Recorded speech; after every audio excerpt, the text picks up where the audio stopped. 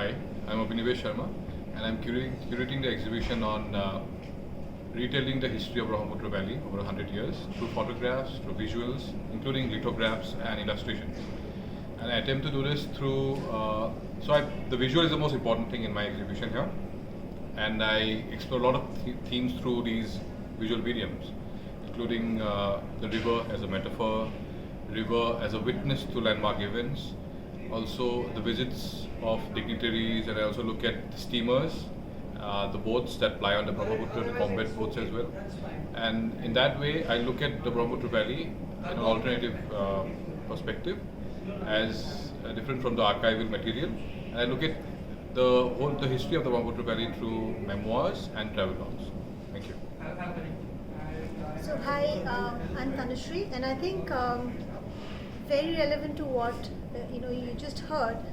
Rivers are also witness to change in cultures and change in cuisines. Something that reflects our shared culture, something that reflects our shared geography.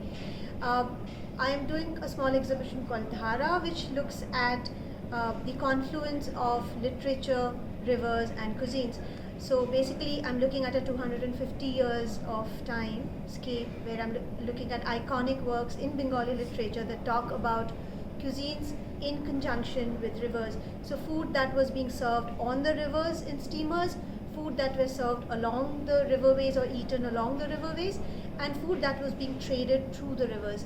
I think it's important because one, it is something that tells us what we have been eating, how it affects our agriculture communities, gives us a pointer to what we should be looking at when we look at creating catchment areas for river connectivity and trade.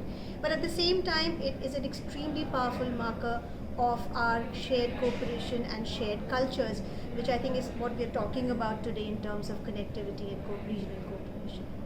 And the photograph.